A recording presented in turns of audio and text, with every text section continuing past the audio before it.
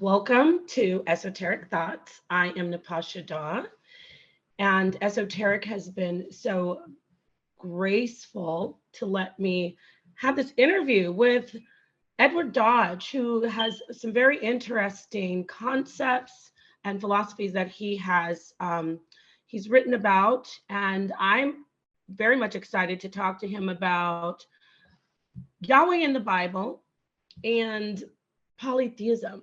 So welcome, Mr. Dodge. Thank you for Well, joining thank us you, Nepal. You today. can call me Ed. Um, Ed, yeah, yeah, welcome, just Ed, Ed. or even Eddie if you want to call me Eddie. My mom still calls me Eddie, Sounds good, Eddie. So talk to us about um, what you've written and what you've worked on and researched regarding the Bible and polytheism. Yeah, so great. So nice to be here. Esoteric, thanks for hosting, and Nepal, nice to meet you. So I wrote a book already called A History of the Goddess from the Ice Age to the Bible. And it's all about, my original work has all been about Asherah and the idea of like, who is this wife of God and what was going on here, which was like, I was so gobsmacked when I learned about this entire concept that it just blew my mind. And I've been falling down this rabbit hole ever since. And so I've been trying to learn about it and I'm still learning. But the basic idea is, in a nutshell, is that the first temple, King Solomon's temple, and the historical Israel, when Israel was actually existed, from around 1000 BC to, which is when King David took Jerusalem, to 586 BC when the Babylonians destroyed it and sent them into exile. That whole period of time, they're polytheistic, they're pagans. They were not monotheistic Jews. They did not have the Torah, because tradition tells us that Moses wrote the Torah. And so they were already Jews in the first temple. And that's what I was taught in church as a little kid. I remember as a kid asking, like, what's the difference between the first temple and the second temple? Because, the second temple is what was there at Jesus' time. And the first temple is what was there in historical Israel. And I remember being told that it's like basically the same thing, that they were always Jews, more or less the same. But actually, that is just totally historically not correct at all. Now, the traditionalists will tell you that's what's going on, but it's not. The scholars will tell you it's entirely different. And once you start to see it in the text, it's hard to not see it anymore. And so in the Bible, we've got these two names of God. We've got God and the Lord. And when you read it in English, and these words translate to Elohim.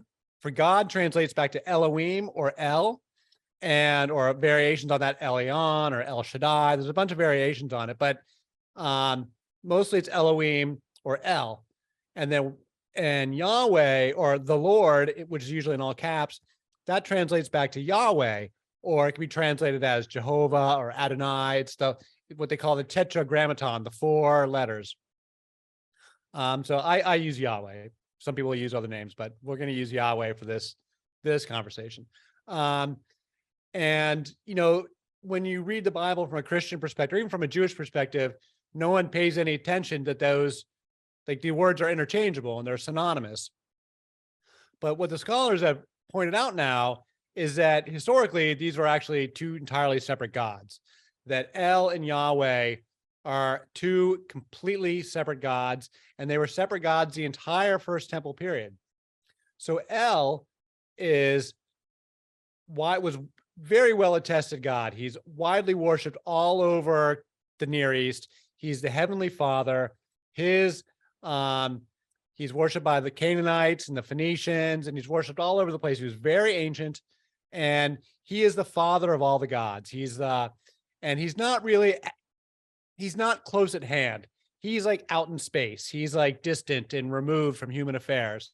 So it's his children are the ones that are actively involved. So his son Baal, who's like the big bad guy from the first temple period that they're always fighting with, he's the king of the gods. He's the Canaanite king of the gods. He's the equivalent of Zeus or Marduk, or any of these other king of the gods. He's a storm god. He's the rain god. And but most importantly, he's the king of the gods. So he's like Zeus, and he was the existing king of the gods when Yahweh comes on the scene. So Yahweh is introduced with Moses, with the burning bush. and Moses comes along. I've got some quotes here I'll go through in the slideshow. I don't know if am I sharing my screen here?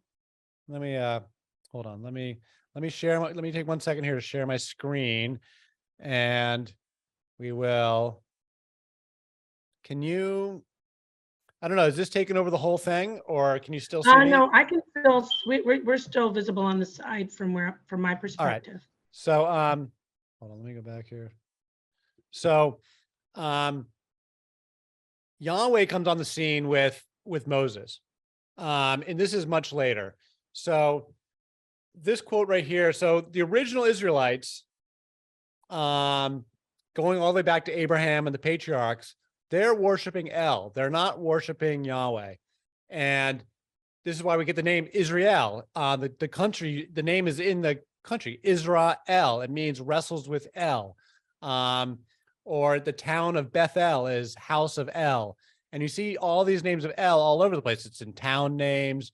And he's widely worshipped all over the place. Like, there's no dispute that El was a very important god. And so when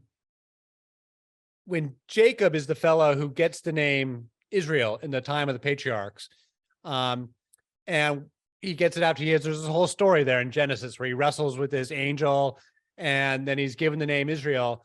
And the first thing he does after that event is he goes to the town of Bethel, house of El, as I just said, and he sets up an altar. And this quote, I didn't even translate it. This is right out of the King James Bible. It's written like this, even in the English text. Jacob sets up an altar, and on the altar, he writes the words, El Eloi Israel.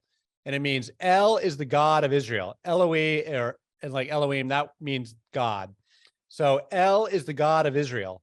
That's what the text says. So it's very clear they are worshiping El. They're not worshiping Yahweh at the time of the patriarchs.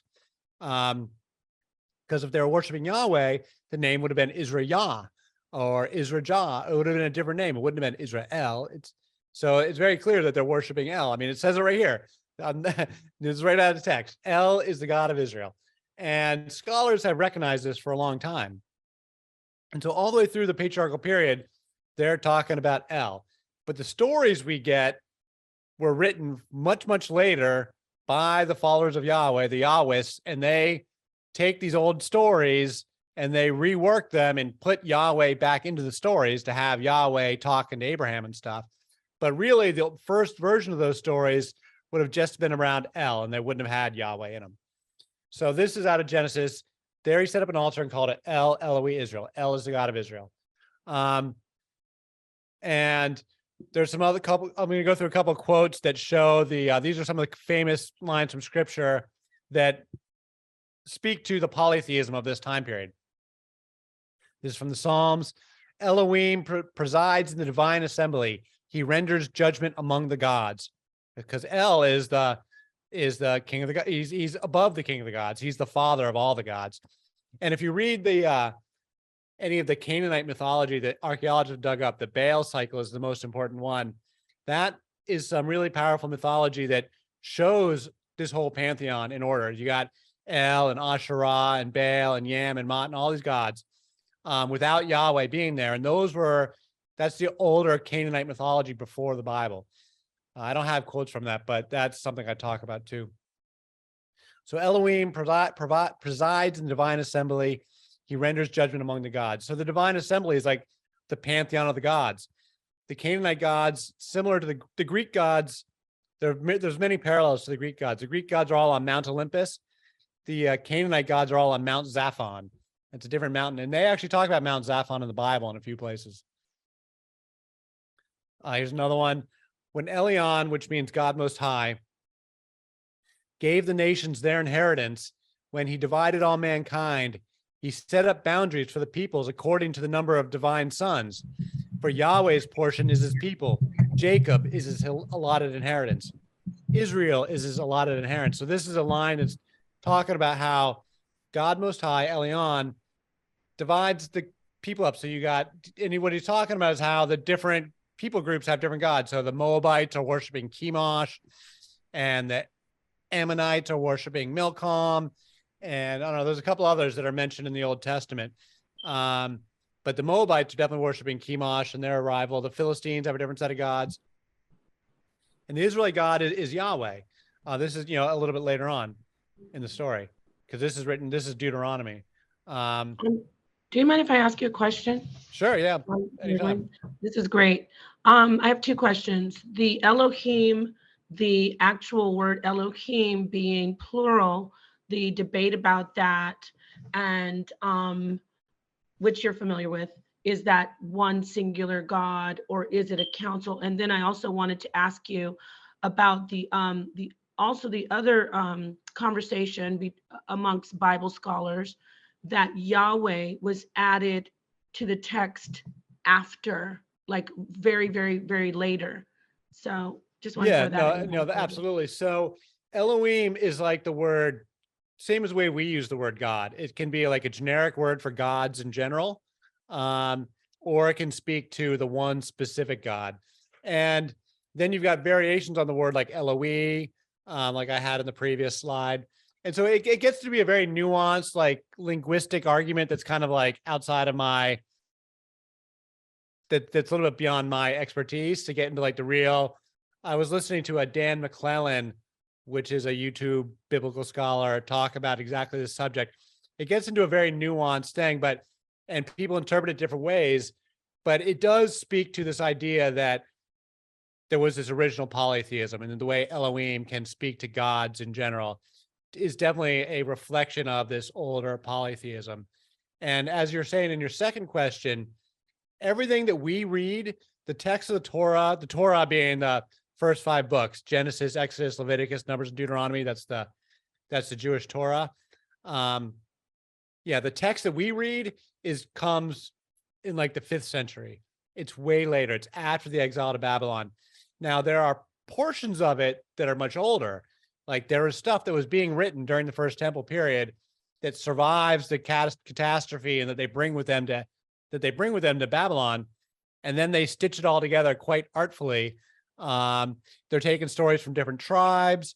Like there's some suggestion that like all the different patriarchs are actually stories coming from different tribes. So you got Joseph in Egypt, like that might be from one tribe, and the story of Jacob and Esau is a different story, and Abraham and Isaac and Jacob is a different set of stories, and that they're all being stitched together. Now, again, that's a little bit beyond my pay grade to go verse by verse. I think, what's his name? Now his name has escaped me, but there's another scholar who's done that study. Oh man, his name will come back to me. Where he's literally pulled apart the entire Old Testament, or at least the entire Torah, line by line, and shown how, because this is the documentary hypothesis they talk about, where there's different sources coming from different places. So they got the J source, the E source, the D source, and the P source. J being speaking for Yahweh. So there's some sources that are coming from Judah, from Jerusalem, where they're worshiping Yahweh. The northern kingdom of Israel was never for Yahweh. And so you've got a different set of stories coming from Israel that are about El. Then you've got the stories written by the Deuteronomists that are coming way later under King Josiah during the set of reforms. And that's in like the 600s BC, so 7th century. And then the P sources are written, the way I understand it, after the exile, during the time when all these books are being stitched together. But the key takeaway is, and again, this gets to be a very nuanced, scholarly debate that is like, the details of it are beyond my capacity to like talk about, but like the gist of it is just to understand that you've got these different sources from different time periods. And some of the oldest passages are from oral tradition. So the very oldest sources are like the song of Deborah and the song of Miriam, or the Song of the Sea, they call it. Those, the scholars are from oral tradition, because they have the language that's in there is like in what they call archaic Hebrew. So it predates the written language, because written Hebrew only gets invented like in the 9th century, 10th century at the earliest. There is the Bronze Age collapse is kind of the historical context for the Exodus and the entry into Canaan. And that's 1200 BC, 1100 BC. That's when the whole Mediterranean goes all to hell, basically, and all the cultures in the Mediterranean completely collapse. The Greeks, the Hittites, and there's like 300 years of complete like lawlessness and anarchy. And out of that, and during that time period, the old cuneiform writing goes away and stops being used. And there's like 300 years of illiteracy from like, say, 1200 to 900 BC, more or less. It's a totally illiterate time period. There's no writing going on. And then, So can I ask you a question? You're yeah, just want to I jump don't mean to in. have so much, like No, you're doing great. I love it. I just when a thought comes, I want to just not Yeah. lose it. So I just want to make it clear. Are you saying that the ancient Hebrew, like which was taken from the Phoenician, that Yeah. wasn't? Because when did you say Hebrew, written Hebrew came? Right. So you're you said right. It's 10th a phonetic century? alphabet that is like what we use today. It's invented by the Phoenicians, and the oldest forms of it that we have is like 900 BC, 850 BC. But in part because the old papyrus, they used to write on clay with cuneiform, so that stuff all survived, but they switched to using papyrus, and that stuff doesn't survive. So there's a lot of ambiguity about when the language first gets invented, but we don't have any evidence of written Hebrew before like 850 BC, which is way after Moses, way after King Solomon. Moses, they figure, is like 1250 BC, somewhere around there. The entry into Canaan is like 1200 BC, like the conquest with Joshua and the judges and all that. That's mostly legendary, but there is a historical context there of the Bronze Age collapse and this really anarchic time period. So do you think that, because I'm going back to, I keep thinking about Mount Sinai and the temple to Hathor there, the Serabit El-Qadim. Okay. Now there is evidence of, what is it? I think it's Phoenician writing, Proto-Sinaitic. I'm not an expert they talk either. about these, they do talk about like proto-alphabetic scripts from an earlier time periods. And I'm not an expert on all this stuff, but they don't find like full complete text. Like there's no like fully complete stories. It's like phrases and scraps and a word here and a word there. There's no like complete stories at all. Okay. Right. So your stance is that they weren't even writing; it was all oral before 900 BC. Yeah, absolutely. Okay, I just wanted. And same thing for the Greeks. The Greeks and the Okay. Hebrews are like in parallel, like they're contemporary cultures, and the languages they both copy their scripts from the Phoenicians, and they both emerge around the same time. Okay. And they're very contemporary cultures, like in terms of their talking about the goddesses and the treatment of women, very contemporary in how they are. They're both shutting down women's rights and really like, the patriarchy had started a long time before that, but now they really like takes over after the Bronze Age collapse for sure. But it's the Bronze Age collapse is really the context for the Israelites leaving Egypt, because the Egypt had been ruling Canaan with an iron fist for centuries. From like 1450 to 1150 BC, Egypt was firmly in control of Canaan. So there's no way that the Israelites made this big break into Canaan at that time, because we know that Egypt was firmly in control. But Egyptian power starts to crack up around 1200. And this is like, again, none of the dating is super firm, we're speaking in generalities here. So I'm just trying to like give you a broad brush on the dates. Don't hold me to like, nobody knows exact dating for any of this stuff. But the tradition would have it, the religious tradition has the Exodus in 1450 BC, and the scholars place it around 1250 BC. So that's a big dispute.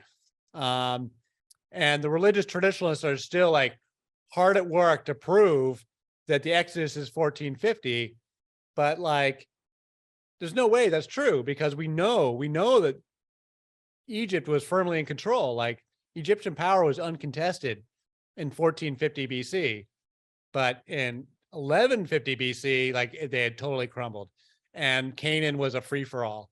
There's like no law, and this is the time period of the judges in the storyline in the Bible, which in the Bible it says there's no king, and it says everybody's doing whatever they want, and it's really it's like Mad Max, man. It's like total anarchy.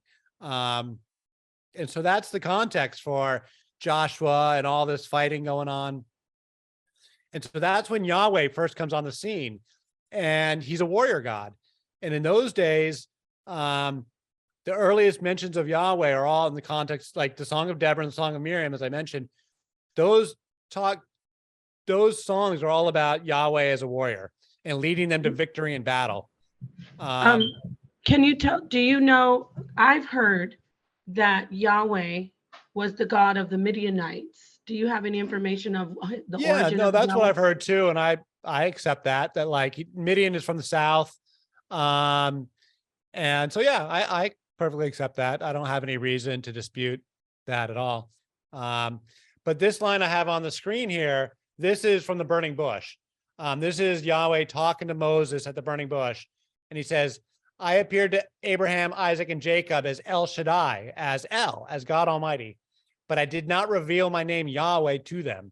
So this is right out of scripture saying they did not know me as Yahweh. I'm telling you now my new name is Yahweh. That's because Yahweh is just coming on the scene. And then there's the next slide is the same thing. It's from Exodus. Elohim said to Moses, say to the Israelites, Yahweh, the God of your fathers, the God of Abraham, Isaac, and Jacob, has sent me to you. This is my name forever, the name you shall call me from generation to generation.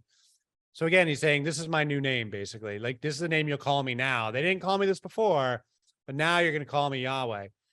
And because this is, like I said, this is when he comes on the scene. The Song of Deborah talks about when the people chose new gods. And similarly to the Greeks, Zeus was also a new god coming on the scene in a similar time period. Like Zeus is not a Bronze Age god, he's an Iron Age. So Bronze Age collapsed and you get in the Iron Age. So Zeus, like Yahweh, is an Iron Age god. There's no evidence of Yahweh in the second millennium BC in the Bronze Age. There's like maybe, I mean, I'm not saying he didn't exist at all. He probably did exist as a tribal god, as some minor tribal god. There's different theories about it. And I don't dispute that he existed as a minor god, but he was not a major important god until you get to the time period of Israel. And then Yahweh starts to become important. And we'll get into why he becomes important in a second. And here's another line talking about the polytheism. This is from the Psalms, Psalm 89, 6 and 7. For who in the skies can compare with Yahweh? Who is like Yahweh among the heavenly beings? Multiple gods. In the council of the holy ones, El is greatly feared. He is more awesome than all who surround him. So in this psalm, they mention El and Yahweh side by side, and they don't contradict. Like El is Yahweh's father. And so Yahweh is powerful, but El is still the highest one of all. And you kind of got to go into the Hebrew. So what I do, I'm not a Hebrew scholar, but I use BibleHub.com, which has all the, if anyone's familiar with it, it's a great resource online, and it's got multiple versions of the Bible that you can compare side by side, but you can also click through and get all the Hebrew translations, and click on any word and do word searches by the Hebrew. It's really terrific if you're amateur scholar like me. Awesome. And you know what else is good? The blue letter, the Strong's blue letter. Yeah.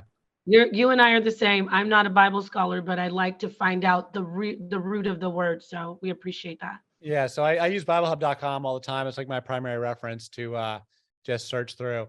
And when I was writing my book, I just did word searches on Asherah, word searches on all the different goddesses in the Hebrew, and then you can find them all, and it's pretty cool. This is from Genesis, from Adam and Eve. Elohim said, let us make mankind in our image, in our likeness. So again, it's another reference to polytheism in these older texts. But I want to get on to a little more controversial topic. So, because what I think is happening is that my whole theory here is that Yahweh starts off as this warrior god, and he is they obviously have some success because they survive, right? Like if they lost the wars, we wouldn't be hearing about these guys. So clearly they had some measure of success, and the cult of Yahweh builds up a following. But then it becomes a reformed tradition, and they want to start changing what people are doing. And I'm a firm believer that there was a culture war first, and then all the philosophy and theology comes way later. And that it really starts out with conflicts on the ground about stuff people are doing. And specifically, in the context of El and Baal, is they were doing child sacrifice. That sacrificing babies and infants was in fact an actual tradition they were actually doing. It's not just something the biblical writers are making up. I think that they were genuinely doing this. Now, this is very controversial because they have not found archaeological evidence of this. So in Israel, they have found it other places, but not in Israel. And so if you're a biblical minimalist, like an archaeological minimalist, you won't cop to saying that they actually did child sacrifice. Now, I appreciate the minimalist argument because when we're looking in the past, we're looking at a range of possibilities, and it is important to be cognizant of what the minimalist position is.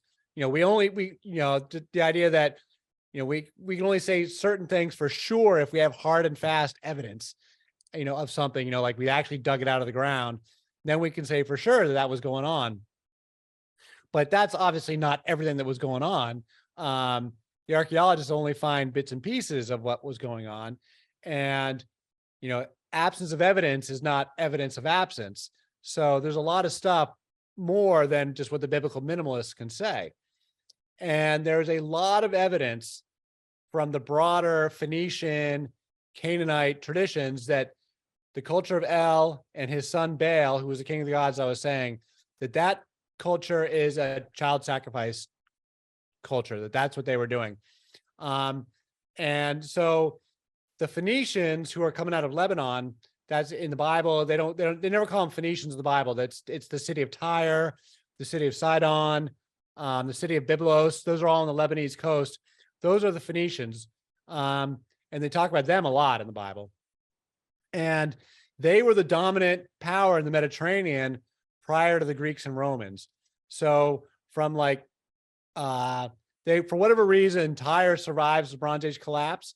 They don't get destroyed, and they emerge as the first really rich. They're a very rich and very sophisticated people, and very interesting people, really. Incredibly artistic, and they were the first people to really sail all over the Mediterranean, and they established colonies all over the Mediterranean, the Western Mediterranean, all the way out to Spain. And the most important colony was Carthage in North Africa. And the Phoenicians, for many centuries, were a trading powerhouse. They weren't really that militant. They were mostly a trading colonies. And they got very rich from the color purple, from making purple dye. That's where the whole idea that the color purple was only for royalty and stuff. It's because the Phoenicians invented it. It was fabulously expensive in the ancient world because they would get one drop of dye. They got it from shellfish, and they'd have to swim down in the ocean and pull up these little shellfish, and they would get one drop of dye per shellfish, per snail, like one little tiny snail. And it would take I don't know, I forget what the numbers are, but 10,000 to make a couple grams of dye, 10,000 mollusks to make 1 gram of dye. And so it was only the royalty and people could afford it. And so that's why the color purple was so important in ancient times. That was a Phoenician invention, and they got fabulously rich from it. And so Baal was their king of the gods, and they're worshiping Baal and El all over the Mediterranean. That's why we know El is a different god than Yahweh, because he didn't go away. Like El was still being worshipped for the whole of the first millennium BC. And over in Carthage, they were doing a lot of child sacrifice. Now, it's controversial there too, because they're like apologists for Carthage that want to deny that they were doing it. But the truth is they found the Tophet is the burial grounds. They talk about them in the Bible. And they have found them. They have found them in multiple Phoenician sites. They have found Tophets with these. They would put the remains in a jar, in a clay jar. And the one the biggest one they found was in Carthage, and it was in use for like 600 years. So there was like loads and loads and loads of infant and animal burials in this Tophet, and it was like huge. And the Greeks and Romans wrote all about it. And so what I think is going on, and the connective tissue is that it's where they have Baal as the king of the gods. And so what I think is going on, the reason why there's this huge conflict between Yahweh and Baal on the ground in the first temple, so from 1000 to 586 during those years, is that they're trying to make them stop. Like they're saying, the cult of Yahweh is saying, come and join our cult. You don't have to sacrifice your babies if you join our cult. Meanwhile, the traditional religion of Baal, they're, you can imagine these people having a big argument in the street, calling each other blasphemers and apostates. How dare you, go against the gods? The gods demand that we do this, and we've been doing it for centuries. So how dare you tell us to stop? Meanwhile, the cult of Yahweh is like, this is horrible. Don't do it anymore. And I liken it to the debate over slavery and racism in America. We were fighting about slavery from the first days, from the 1620s. People were arguing about it. Not everybody was in favor of slavery. That's why slavery only took off in the South. In the North, they didn't approve of it. And so people were arguing about it. We fight this big civil war, and people are fighting over it for centuries. And we're still fighting over the vestiges of it today. So these culture war disputes, they don't play out in a single generation or even a single century. They play out over a very, very long period of time. Right. And I think Can I ask you a question? Yep. Can you also take a minute with me and let's compare it to abortion, like the abortion discussions? Yeah, I mean, people make that comparison all the time, and it's an apt comparison. At modern day pro-lifers routinely make the comparison to the child sacrifice in the Bible. And it's obviously not the exact same thing, but there's certainly parallels to it. I do think that part of it is that they have very high infant mortality in those days. So a woman might have 6 or 8 pregnancies in her life and only have, 2 or 3 kids actually survive to adulthood. So I think in that context, sacrificing one out of all your children doesn't have the same emotional impact as we have now. But if you read in the text that I'm going to show you here, it was pretty gruesome and it was pretty horrible. And the Greeks and Romans wrote about it with the same level of disgust as the Hebrews had about it. Like it was pretty awful stuff. But would you say that the Yahweh religion, or the ones who followed the God Yahweh, wouldn't you say that they also were for child sacrifice? From what I have read, especially looking at the story of Jesus, and then this scripture, can you talk on that? Were they completely against child sacrifice, or was there still some type of, maybe they controlled it more and it was less of an act, or was more of a, what I'm saying? It was more limited with Yahweh, the God Yahweh. I think you could probably make that argument. I think there's probably a lot of subtleties to it. So this line right here from Exodus says, do not hold back offerings from your granaries or your vats. You must give me the firstborn of your sons. Now, this is a little ambiguous. People will interpret this text in different ways. And I believe that this text is talking about El, but this is one of the ones where it's a little bit more ambiguous. There's another text I'll get into where it shows, and it's from the Moabites, that people clearly believed it worked, that they clearly believed that the child sacrifice had benefits, or otherwise they wouldn't do it. They clearly believed that, the more valuable the thing you're sacrificing, the more likely it is that the gods are going to listen and respond to you. And there's nothing more valuable to sacrifice than your children. And so, it's all superstition. We consider it grotesque superstition, but clearly people in those days figured that it worked. And, and in the earliest days of Yahweh, who knows? It's hard to say because it was an illiterate time period. The texts don't go back that far. But clearly, by the time we get to the later on prophets, the cult of Yahweh has settled out into saying, we're not going to do it. Again, back to slavery. So the Quakers in America, if you're familiar with the Quakers, they're the peace activists and they're pacifists. They were among the first people to be opposed to slavery in America.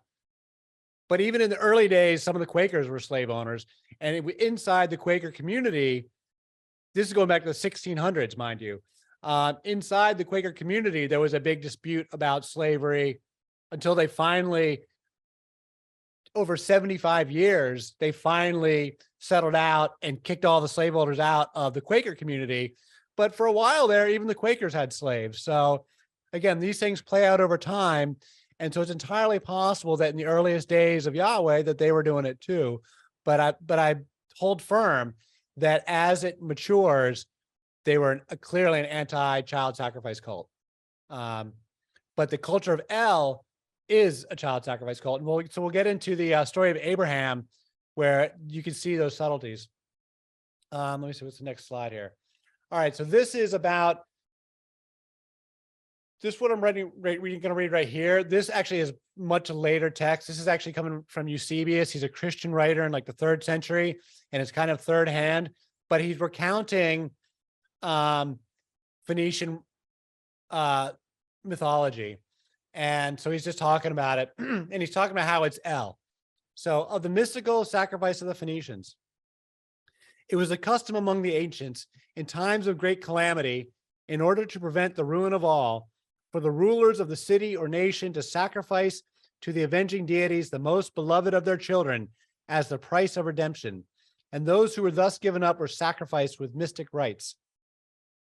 Kronos, then, whom the Phoenicians called El, who was the king of the country, had by a nymph of the country named Enobret an only begotten son, whom they on this account called Eud. I don't know how to pronounce it. And when very great dangers from the war beset the country, he arrayed his son in royal apparel and prepared an altar and sacrificed him. So here they're talking about a story where it specifically says that El sacrificed his own son. So not even the people who worshiped El, but El himself in a myth sacrificed his own son in a story that's very reminiscent of Abraham and Isaac. And it's important to recognize that this is a Christian writer, but it's coming through the Greeks. The Greeks knew all about El. They called him Kronos. Kronos, if you know your Greek mythology, he's the father of Zeus. He's the nasty Titan god who's the father of the Olympians, who ate all his children. And then Zeus and the Olympians have to overthrow him. So Kronos is this nasty old god. And he was the equivalent of El. And so again, so the Greeks totally thought they recognized this stuff, and they write about it a lot, and they will keep talking about it in the coming slides. All right, that name Yud reminds me, not to interrupt you, but it reminds me of Yud, like Judah. Yeah, right. It's a weird word, and I don't really know what the etymology is. And that text is a little bit weird just because it's Eusebius and it's like 3rd century Christian, and he's like totally being disparaging of all of the paganism. So like everything he writes about pagan traditions is only to disparage them, but we have such limited information about that stuff that like we got to take what we can get. Like we don't have much to work with. So, but the fact that that story comes through is a good data point. This is a line from the Bible, and this is talking about an instant where child sacrifice works. So when the king of Moab saw the battle had gone against him, he took with him 700 swordsmen to break through to the king of Edom, but they failed. Then he took his firstborn son, who was to succeed him as king, and offered him as a sacrifice on the city wall. The fury against Israel was great, So they withdrew and returned to their own land. So this is an instant. And then the crazy thing about this one is that the archaeologists pulled up the Mesha stele. This is a stone stele that the archaeologists have found, written by the Moabites, talking about this exact battle. And the Moabites won this battle. And they talk about defeating Judah in this battle. And it correlates to this Bible story. And it dates to 840 BC. So it's really quite, and that's what I'm talking about. Like, this is a time period when the writing starts to kick in, 850, 840. They found there's a bunch of steles from this time period, from the 9th century. And this is when we can really start to say for sure about Bible history correlating to actual history, because this is when we start to see like Assyrian records and Babylonian records talking about the same events in the Bible. So like from this time period going forward, the Bible history, we can see they're talking about the same events, and we can see how the Bible version of it is like all total propaganda. I mean, everybody in those days is writing propaganda. Every king writes propaganda. Like, nobody writes it like straight facts. Like, everybody writes, my side is great, the other side is horrible, and look how glorious I am, and look how horrible my enemies are. So everybody writes in that style, and that's the style that the Bible is written in. Like, we are terrific, and everybody else is awful. But this is a really interesting story, and this is just an evidence of, like, successful child sacrifice. Like, they sacrificed the prince, and the battle turned in their favor. So, like, this is why they were doing this stuff. Let's see, what's the next one? All right, so now this is Abraham and Isaac. So now I'm going to go out on a limb here with this story, and I'm going to say that there are some subtleties here, and I want you to read it closely. When they arrived at the place Elohim had designated, Abraham built the altar there and arranged the wood. He bound his son Isaac and placed him on the altar atop the wood. So this is when Abraham's about to sacrifice Isaac, right? We all know this story. If you know the Bible at all, this is like the most famous story of all. One of the most famous stories. But then the angel of Yahweh called out to him from heaven, Abraham, Abraham, here I am, he replied. Do not lay a hand on the boy, he said. Do not do anything to him. Now I know that you fear Elohim because you have not withheld from me your son, your only son. So most people say, like, look, the Israelites were sacrificing their babies too. And I want you to notice the subtleties here, that it's Elohim who demands the sacrifice, but it's Yahweh who provides the deliverance. If you look at the text, Yahweh does not command Abraham to take Isaac. Nowhere in the text does it say Yahweh tells Abraham to take Isaac. It's always Elohim. Yahweh does not show up in the story until this line. This is the first line in this whole long passage where Yahweh comes in the story. All the part of it prior to this, it's all Elohim telling Abraham to go sacrifice Isaac. And Abraham's very sad about that, right? Like, he doesn't want to do it. But it's Yahweh that provides the deliverance. And there's other stuff in Jewish tradition where the Jews apparently believed, or at least ancient Jews believed, that Isaac really did die, and was like mythically reincarnated or something. But like, there's evidence, or at least there's theories, and I don't really go into it. It's not my scholarship, but apparently there's different versions of the story where Isaac really did just die. And that the stories of Isaac and his wife were written later and added in. So, but I really want to make this clear. This is part of my whole thesis about Yahweh being an anti-child sacrifice. I think that, it's very clear here. Yahweh is the one providing deliverance on the child sacrifice. He's not demanding it. El demands the sacrifice. So now here we get into some of the laws and the prophets. This is another one about Moloch. So the traditional translation is that the children were being sacrificed to the god Moloch. Modern scholars think that that's a mistranslation, in large part for two reasons. For one, there's no other reference to any god Moloch anywhere in the ancient Near East. There's no, like, all the other gods that show up in the Old Testament, Asherah, Astarte, Chemosh, Milcom, they're all known gods that show up in the writings of other cultures, the Moabites, and etc.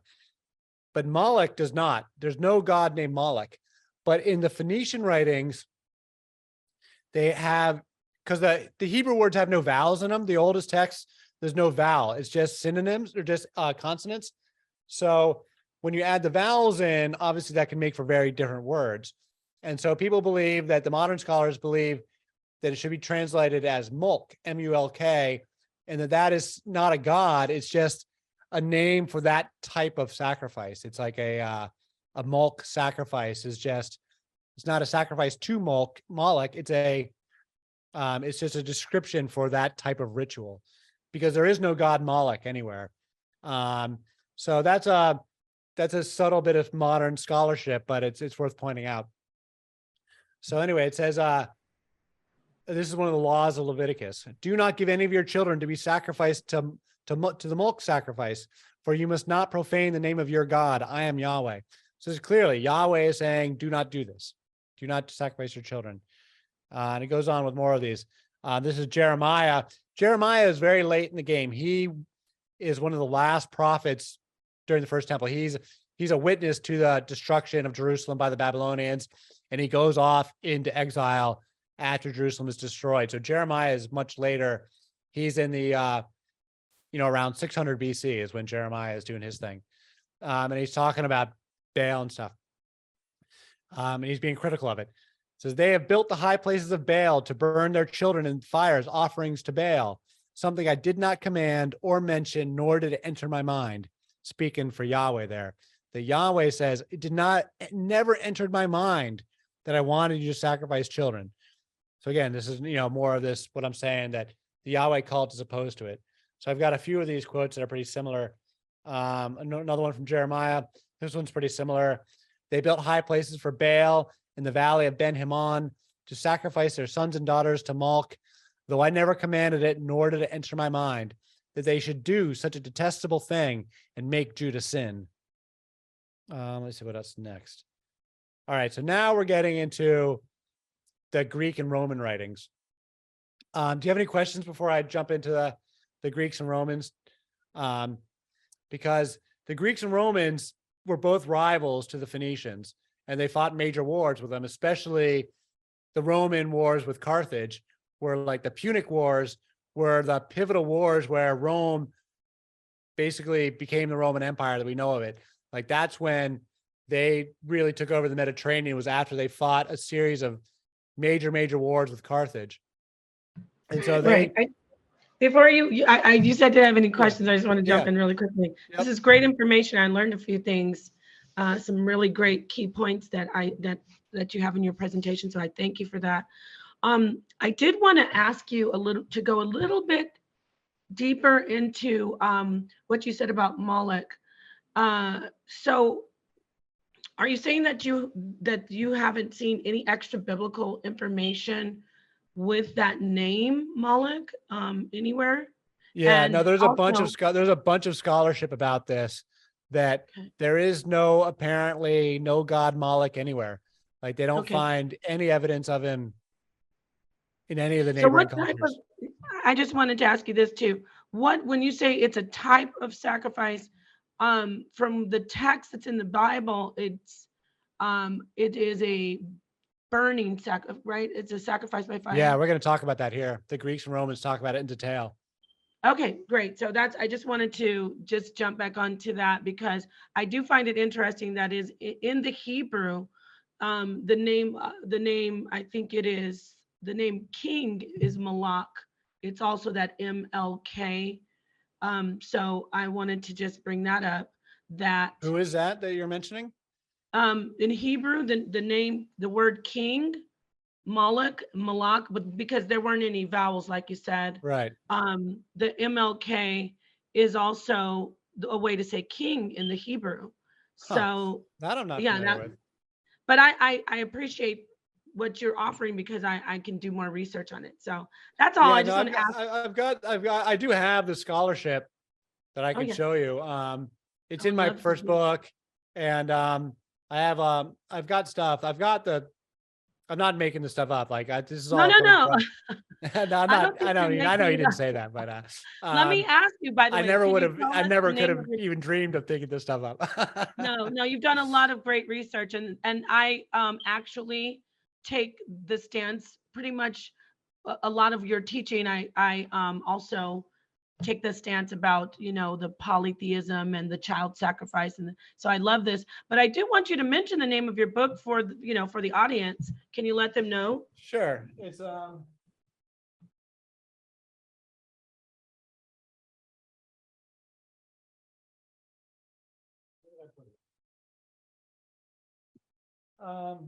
hiding somewhere. Anyway, it's my copy is hiding somewhere, but it's a history of the goddess from the Ice Age to the Bible. A history of the goddess from the Ice Age to the Bible. Let's see. Oh yeah, here it is. Great. I am so ready to talk to you about that as well. So yeah, you can. It's on Amazon. You can get it. It came out last year. Awesome. And what I'm working on now is really trying to upgrade the scholarship over what I had in the first book. Because the first book I was very like intuitive. And I'm kind of following. I really lean into the mythology and the spirituality in the first book, and follow themes as opposed to like academic. I wasn't really trying to do academic scholarship per se. It was like definitely embracing the spirituality of it in the first book. So it's not what you would call like academic. But what I'm trying to do now is distill out the key stuff into something that is a little more academic. But because I think there is important there's an important academic thesis that I've kind of like distilled out of it. And so yeah, that's all about Asherah. That was the whole theme, was like trying to suss out what is going on with Asherah. But And she was considered the wife of she's the wife of El? El. Yep, she's the Right. wife of El. And then some people say she's the wife of Yahweh as well, which might be true in the sense that the king of the gods, he's got to take his father's authority, and part of that is to take his father's wife. So because that appears in mythology and other cultures too. So and Baal and Asherah kind of go together, but Baal is not, she's definitely the mother and maybe the wife, but for sure. And then in the Bible, Baal and Asherah are like right next to each other, and they're trying to get rid of Baal, and they're trying to get rid of Asherah. And so the other presentation I have is all about what's going on with Asherah and why they're trying to get rid of her. And that's all about the women's traditions and trying to put the women down and trying to knock out these older matriarchal traditions and take away women's independence and power. And there's a lot of sex and drugs. So women's independent sexuality is being repressed because I'm of the opinion there was a lot of sex going on as well. Maybe not as much as people say, not as much as like the Christian critics might say, like mass orgies everywhere, but like there was public sex for sure. And temple prostitution in one form or another. But they wouldn't have called it prostitution. It's more of a culture of gift giving. But anyway, that's the other subject. Right now we're talking about why I want to get rid of Baal. And I think that, and so the child sacrifice. But yeah, back to the point about the burning in the fire, the Greeks and Romans describe it the same way as the Bible does, which is why I think it was totally happening. So let's see, where do we get to? Because they said it's such a detestable thing. And as we get into, all right, here we go, is with, all right, here we go. This is being written by Clitarchus. He's a Greek writer in the 300s, so 310 to 300 BC. All right. So out of reverence for Kronos, the Phoenicians, and especially the Carthaginians, whenever they seek to obtain some great favor, vow one of their children, burning it as a sacrifice to the deity, if they are especially eager to gain success. There stands in their midst a bronze statue of Kronos, its hands extended over a bronze brazier, the flames of which engulf the child. When the flames fall upon the body, the limbs contract and the mouth open. The open mouth seems almost to be laughing until the contracted body slips quietly into the brazier. Thus it is said that the grin is known as sardonic laughter, since they die laughing. Now that is a pretty gruesome tradition. Any way you slice it, that is pretty ugly stuff. And some people will say that this isn't true because the Greeks hated the Phoenicians, and so they're just, spouting lies and slander. But I don't know, man. Like there's a bunch of these. This isn't the only reference. There's a bunch of them from different time periods, and I'm inclined to believe it. I think that they were really superstitious in this way, and they really did do this stuff. And there's a reason why people are, and this is why they had such a dispute about it, because like there's one set of reformers are saying we want them to stop, and so people get into a big nasty fight about it in the street. You can imagine people, arguing about it. Like that's the way I see it. And again, every time they talk about Kronos, they mean hell. With full knowledge and understanding, they themselves offered up their own children, and those who had no children would buy little ones from poor people and cut their throats as if they were so many lambs or young birds. Meanwhile, the mother stood by without a tear or a moan, but should she utter a single moan or let fall a single tear, she had to forfeit the money, and her child was sacrificed nevertheless. And the whole area before the statue was filled with a loud noise of flutes and drums, so the cries of wailing should not reach the ears of the people. So that's like, I've heard that before, that particular quote. It's very gruesome. And this is particularly an account from Carthage, correct or no? Yeah, these are all talking about the Carthaginians, who Awesome. seem to be the most enthusiastic about it. And that's where they found the biggest Tophets. The most important archaeological evidence is from Carthage. And so, yeah, there's always a lot of controversy over with Herodotus's writings and a lot of these ancient historians as to whether they're telling the truth or not, or whether they're just slandering the cultures of the people they didn't like. And so there's one, school of thought that all this stuff is just nothing but slander. But I don't really subscribe to that. I think that of course, there's some slander, and of course, there's a lot of propaganda. And so you got to use your discernment and some judgment whenever you read these ancient texts and try and piece them together. But I don't just assume it's all a bunch of pack of lies. Not at all. It's, I don't know. I just don't assume that it's all lies, even though some people do. I mean, to assume that it's lies is taking that's from a personal standpoint. These are facts that are there, and when I say facts, there are Tophets found in Carthage. People are saying maybe those children died from natural causes, but the fact is that many researchers, I'm backing you up, researchers have done the research, and it looks like the bones and certain things that this was child sacrifice. Well, they're not finding adults there. It's all babies and animals. In that particular, because the adult burial grounds are a different location. I mean, they have their regular burial grounds. Here's some more about Carthage. Therefore, the Carthaginians, believing that the misfortune had come to them from the gods, betook themselves to every manner of supplication of divine powers. They also alleged that Kronos had turned against them, inasmuch as in former times they had been accustomed to sacrifice to this god the noblest of their sons. But more recently, secretly buying and nurturing children, they had sent these to the sacrifice. And when an investigation was made, some of those who had been sacrificed were discovered to have been supposititious.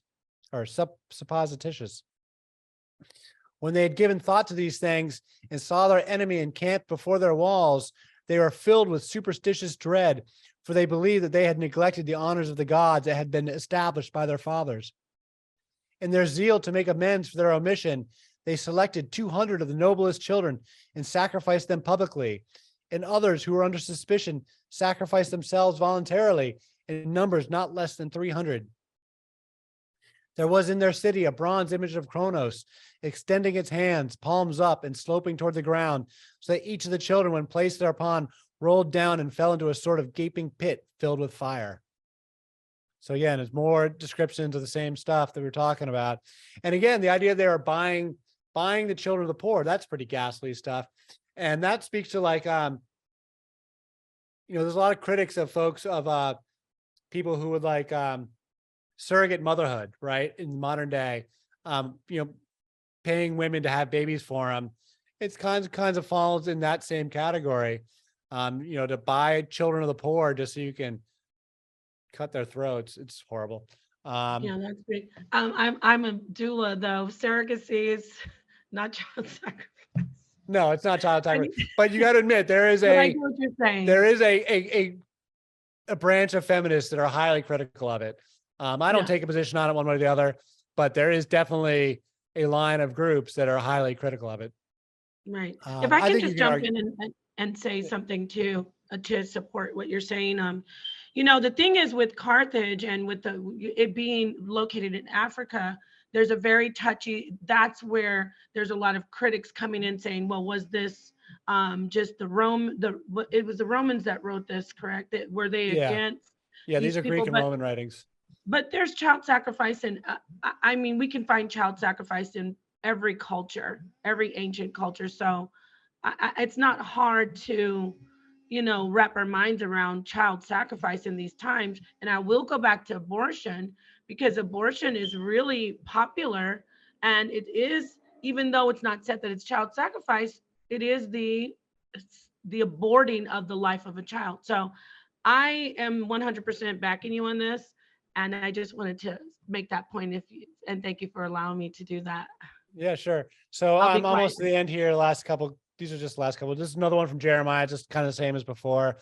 They built the high places of the Topheth in the valley of Ben Hinnom to burn their sons and daughters in the fire, something I did not command, nor did it enter my mind. Again, that's Yahweh. And then I think this is the last one I've got. This is about Josiah, King Josiah, the reformer, putting an end to the practice. He also desecrated the Topheth in the valley of Ben Hinnom so that no one could sacrifice his son and daughter in a Molech sacrifice. So that might be why they didn't find a Topheth in Israel, because maybe they dug it up and got rid of it. They may have ripped it out. So maybe that's why they never found one. That's all of the slides I've got. That's all I've got prepared. And so, we've been talking for an hour. We can keep talking. But that's all I've got prepared. I do think, just to reiterate my position, I think that the Yahwist, I'm completely sympathetic with the Hebrew prophets in this regard. On this particular issue, I am anyway.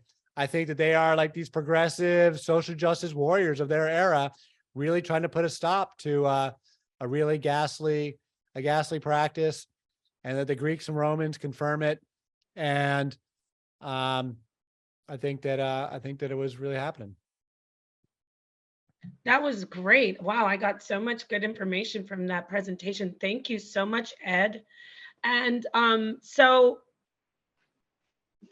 your position is interesting. And I know for sure that, yes, child sacrifice is it says do not sacrifice your children in the law, in the Torah, right?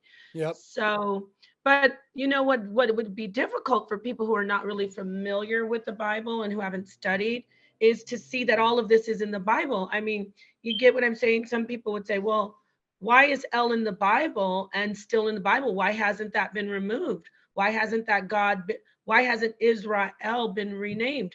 Why is it still Elohim?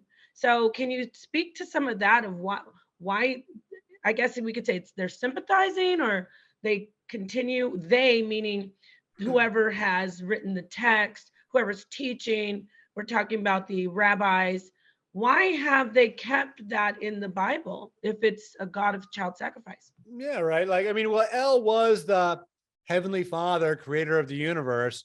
And so like the white bearded guy coming out of the clouds, that's El. That's very much how El is depicted. And so what they do in my thesis is that, they merge the two identities together. Whereas the Greeks, they make it clear that they defeat Kronos and kind of push him to the side. Kronos doesn't die in Greek tradition. He's still kind of there. They just don't write any stories about him, but like he's just still sort of like lurking in the background. They never kill him or anything. They never destroy Kronos. And the Hebrews just do it differently. They merge the two characters together to be one single monotheistic God of the Bible, because they want to take the good parts of El. El is not an all bad character. Like the other stories about El, like aside from the child sacrifice, El is actually a very kind God. Like in the Baal story, he cares about the people, and he's a funny guy. He's got a sense of humor, and like he's a beloved character. He's a beloved God. He just has this one, so much in life is a paradox where you've got the good and the bad together and you can't really separate them.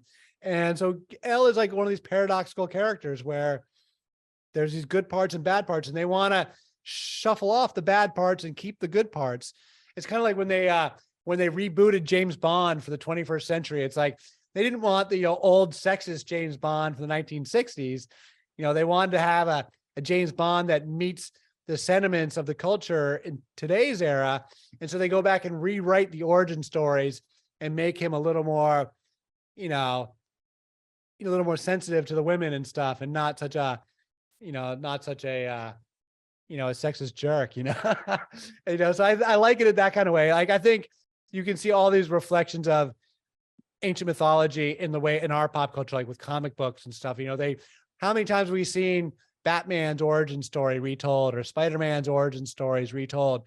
Every culture, there's no doctrine or dogma. Every culture was free to rewrite these stories and reinvent them how they wanted to.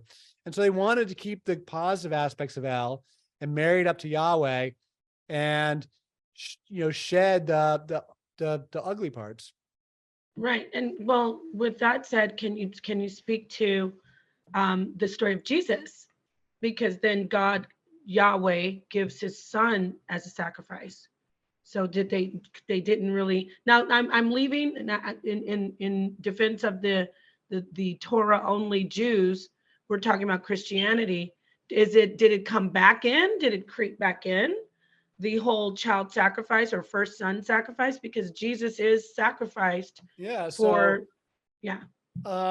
With Jesus, I mean, one thing that's clear about Jesus is that the idea that he survived his crucifixion was there from day one, or that, that he was seen alive.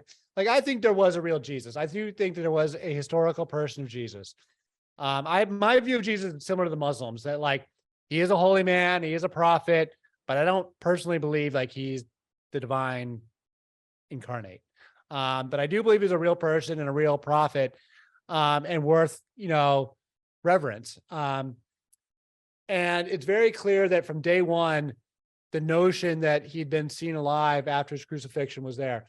I'm actually been a proponent of the swoon theory, that like this guy may just have survived the crucifixion one way or another. And that there's actually very practical reasons why, like maybe they saw him alive, like, and then he died a few weeks later, a couple days or weeks later. Anyway, that's just a theory. I don't like, I do like swoon theory though. But then symbolically, it's a very interesting point about how this gets reworked into Christianity, because Christianity is full of pagan traditions being reworked. Like the Virgin Mary is all nothing but pagan goddesses being reworked. She's got all the same titles: the Virgin Mother of God, the Queen of Heaven. This is all Asherah, Astarte, Mother Goddess stuff that has been repeated over and over and over again. And the Christians rework it for their own purposes, like I was saying before. And so the idea of in the dying and rising gods is, again, it was a very common tradition that was well known in the Roman era. So, but the Christians rework it in their own way. They take it away from being a nature-based fertility thing, which is what the older dying and rising gods were all about, the turning of the seasons. And Christianity turns into this immortality religion where he goes into heaven and lives forever. And it's not about the seasons, or, it has nothing to do with the turning of the seasons, right? So they take elements that they want to take and they shed the elements they don't want. And the symbolism of, God sacrificing his son, there's clearly a connection there. And I think that there's a lot to pontificate on, and it's not something that like is a focus of my writing. So I don't like have any elaborate thesis here to present. But there's clearly a symbolic, mythical association.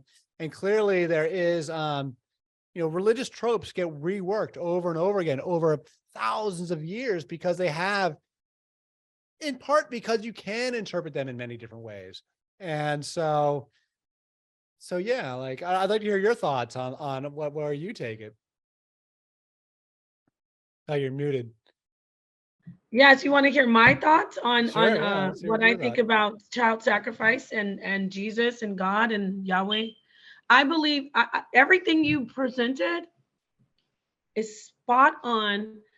I'm on board. I'm on the same bus with you until we get to. I don't believe that there was ever a. How can I say? Okay, politically, you have a great point where it was like everyone's just taking their baby when they need crops. The farmers aren't getting rain. Let's kill a child. I believe that with Moses, he made it more. You had to go through steps, and it was more controlled. But I don't think child sacrifice ever ended in the Bible. And from the scriptures you presented, I mean, I'd love to talk to you more and hear more of your research. Well, they were still doing it. Like the Carthaginians are way later, are centuries after the Babylonian exile. So clearly it hadn't gone away completely. It only goes away for the Jews. Like they stopped doing it. That's the part where I don't see. That's right there, because you asked me, and I appreciate you asking me. And the Second Temple, I don't study Second Temple, so yeah. Go ahead. I don't think it ever went away for them. I think it was always and still is a part of the tradition because of the metaphysical side, the thought of, the superstition that if you give the blood of the pure, and not even just the male, it's always been, oh, give the blood of the pure. I do a little, I'm very fascinated with blood sacrifice in religion. And I do touch on how the blood of certain animals and creatures, it draws certain energies. But I noticed, and this will segue into your book about the women. I noticed that all the blood that's used for sacrifice is from killing something. Right. But menstrual, if you, not to offend anyone, which I don't know why people would be offended, but people, you won't offend me. I know, but not for you, but out there, menstrual blood is not, it's the only blood that would not be from killing. Not from death, right? And afterbirth. And interestingly, those are the two types of blood that are said to be evil, filthy. Oh yeah, that's a good point. I never even thought about that. Yeah, right. That they say it's impure, and that a woman, she has to go ritually cleanse herself before she's allowed back in. Like that's an interesting point. I never thought about that. But to your point about people never stopping sacrificing an abortion, there is certainly an element of truth in the idea that people have been killing unwanted babies all along and leaving children out to you leave it out in the cold just to die because if you can't take care of it. People never stop doing that. So they just stop making a ritual out of it. People never stop doing that. Well, actually, there are with the abortion clinic, because we're talking about energies now, and with the abortion clinics, many women who are part of, I'm not trying to throw anybody out there to where they get triggered, but there's a strong presence of Wiccan practicing men and women who work in abortion clinics. They use the energy, and I'm not saying it's evil, but they use the energy of the killing of the child the abortion to for the practice. And a lot of that energy is there, whether people ignore it or not. Now I'm talking about on a again, I'm going metaphysically, but literally, physically, there is a loss of life still being, how can I say? I'm not just talking about modern day abortion. I want to go back to the Torah specifically. There, it said, give your first, even you presented that, give your firstborn child. And that was, I can't remember if it's Leviticus, it's something where it says, give your firstborn. And if you don't give your firstborn, give the life of like kill a lamb. And so, like I said, listen, I'm going to get your book. I love your teachings. I love your concepts. It's just for me, by the way, I So as a Torah, doula, as so a like I have legally actually have some experience with this because like my kids were all home births. So Oh, we great. worked with midwives a bunch. Yeah. And so this is not true of my midwife that we had, but you definitely see like the neo-paganism and stuff going on in the midwife community. There's no question about that. And so I'd be curious, as a man, I'm probably not going to be privy to any of these conversations between women, but I'd be curious about like in midwife circles or in doula circles, if this is a conversation that women are having about the blood of the, and are they collecting the blood or doing anything like that? Like, Oh yeah, it's super sacred, and I'm so glad you brought that up. It is, I've been accused of being a witch, and because I've said the placenta is sacred. Women can, you can either take your placenta and plant a tree with it, or you can eat it. Of yeah, we course, did it some of could be that. sterilized or whatever people call it. It's not really sterilized, but processed. But yes, there is a great presence of, I guess you can, I don't like to use the word neo-paganism, but for everyone to understand, it is a more it's a open mind. You don't have the limits of rigid Christianity. And then people like me, who I believe in the Bible, meaning I study the Bible, I subscribe to a lot of the Bible. I go into the Bible and I study it a little better. And then I say, wait a minute, like you're doing, this isn't evil, so to speak. And so it's really, it's refreshing. It's inspiring to have someone like you and other scholars like you who really go deep and show us, look, there are multiple gods in the Bible. So in a nutshell, yes, that community is very full of discussions about child sacrifice, blood, menstrual blood plus afterbirth. And so I'm wondering, going back to your book, do you address anything as far as, menstrual blood or anything at all about the I women mean, I don't being get into menstrual blood in any ostracized? detail, but I do No, I mean, talk the about, women being ostracized. it's not something I really go into in any detail. I may mention it briefly in my book, but I do talk about how the goddess traditions are all about life, death, and rebirth, and that these are fertility religions for sure, and that getting rid of the goddesses, or at least watering them down, depending on which tradition you're talking about, because the Greeks don't get rid of the goddesses, but they definitely water them down to make them submissive to the male gods. Whereas the older, like Ishtar and Inanna and the older Babylonian goddesses are not submissive. This is the major theme of what I'm working on right now, is this transition in the first millennium BC when they flip the identity of the goddesses. Because like Asherah, Astarte, and Anat, the three goddesses that are in the Old Testament, are not submissive to the male gods in any way, shape, or form. They are super powerful. And Anat in particular, she goes up to El and threatens to kill him. Every time she wants something from El, Anat is, I don't know if you're familiar with her, but she's like, do you know Kali of the Hindus? She's got a skull necklace and everything. Well, that's how Anat is. She's drenched in blood. She's a goddess of slaughter. She wears a skull necklace, a belt of human hands, and she delights in slaughter. And she's Baal's consort. And when she wants something from El, She walks up to El and says, give me what I want, or I'm going to throw you down like a lamb and smash your skull in. I'm going to make your gray beard run red with gore. And what's his response? And this is in multiple stories, mind you, multiple times, not just once. And his response every time is, oh, my daughter, what can I give you today?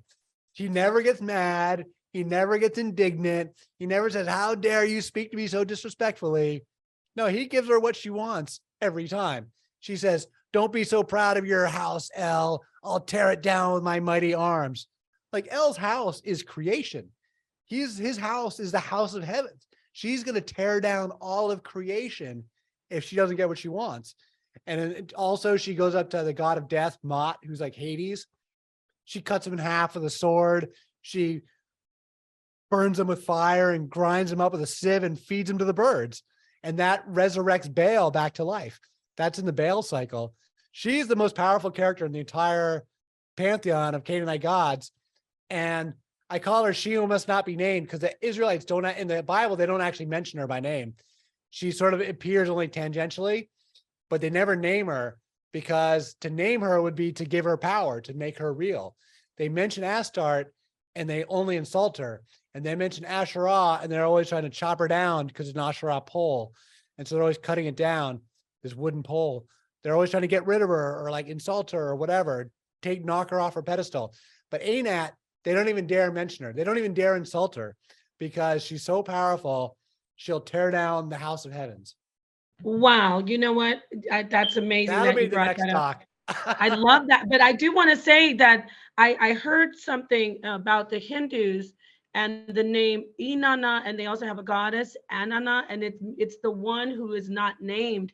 And then if you look at it's said, obviously, don't say the name of God, with the Hebrew. So I love how you ended it all with that.